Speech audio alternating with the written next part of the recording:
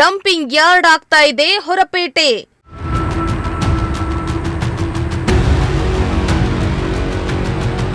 ಶಾಲೆ ಪಕ್ಕದಲ್ಲೇ ಬಿದ್ದಿದೆ ರಾಶಿ ರಾಶಿ ಕಸ.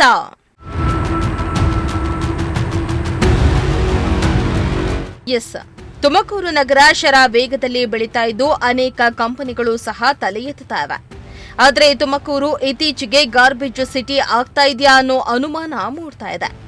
ನಗರದ ಮೂಲೆ ಮೂಲೆಯಲ್ಲಿಯೂ ಕಸದ ಸಮಸ್ಯೆ ತಾಂಡವಾಡ್ತಾ ಇದ್ದು, ಕಸದ ಸಮಸ್ಯೆ ಬಗ್ಗೆ ನಿಮ್ಮ ಪ್ರಜಾಶಕ್ತಿ ಟಿವಿ ಅಭಿಯಾನದ ಮೂಲಕ ಸಾಲು ಸಾಲು ವರದಿಯನ್ನ ಮಾಡಿದ್ರೂ ಕೂಡ ನಗರದ ಚಿತ್ರಣ ಮಾತ್ರ ಅದ್ಯಾಕೂ ಬದಲಾಗ್ತಾ ಇಲ್ಲ. ಇದೇ ಕಾರಣಕ್ಕೆ ನಗರದ ವಾರ್ಡ್ ನಂಬರ್ 19ರಲ್ಲಿ ರಾಶಿ ರಾಶಿ ಕಸ ಬಿದ್ದಿದ್ದು, ಕಸದ ಸಮಸ್ಯೆಯಿಂದ ನಮಗೆ ಮುಕ್ತಿ ಕೊಡಿ ಅಂತಿದ್ದಾರೆ ಜನರು.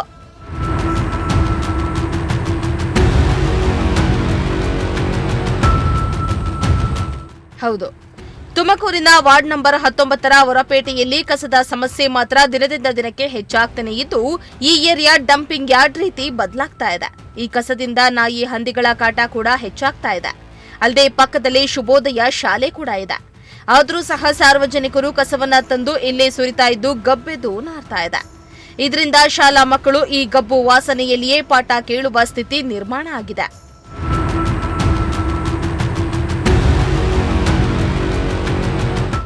ಇನ್ನೂ ಒಂದ್ ಕಡೆ ಕಸದ ಸಮಸ್ಯೆಯಿಂದ ಸಾಕಷ್ಟು ತೊಂದರೆ ಆಗ್ತಾ ಇದೆ ಎಂದು ಜನರಿಗೆ ಗೊತ್ತಿದ್ರೂ ಕೂಡ ಜನರು ರಸ್ತೆ ಬದಿ ಕಸವನ್ನ ಸುರಿದು ಹೋಗ್ತಿದ್ದಾರೆ. ಮನೆ ಮುಂದೆ ಕಸದ ಗಾಡಿಗಳು ಬಂದ್ರು ಜನರು ಕಸದ ಗಾಡಿಗೆ ಕಸವನ್ನ ಬೇರೆ ಮಾಡಿ ಹಾಕ್ಬೇಕಂತ ಜನರು ಸಹ ಕಸದ ಗಾಡಿಗಳಿಗೆ ಹಾಕದೆ ರಸ್ತೆ ಬದಿಯಲ್ಲಿ ತಂದು ಹಾಕ್ತಿದ್ದಾರೆ. ಅಲ್ಲದೆ ರಸ್ತೆ ಬದಿಯಲ್ಲಿ ಸಂಚರಿಸುವವರು ಇಲ್ಲಿಯೇ ಮಲಮೂತ್ರ ವಿಸರ್ಜನೆ ಮಾಡ್ತಾ ಇರೋದ್ರಿಂದ ಸುತ್ತಮುತ್ತಲ ಪ್ರದೇಶದಲ್ಲಿ ದುರ್ವಾಸನೆ ಕೂಡ ಬೀರ್ತಾ ಇದೆ. ಇದರಿಂದ ನಾಯಿ ಹಂದಿಗಳ ಕಾಟವೂ ಕೂಡ ಹೆಚ್ಚಾಗ್ತಾ ಇದೆ.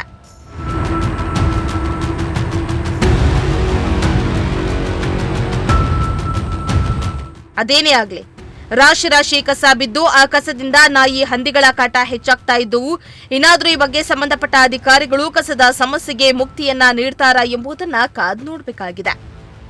ಕ್ಯಾಮರಾ ಪರ್ಸನ್ ರಾಕೇಶ್ ಜೊತೆ ಸುಷ್ಮಿತಾ, ಪ್ರಜಾಶಕ್ತಿ ಟಿವಿ, ತುಮಕೂರು.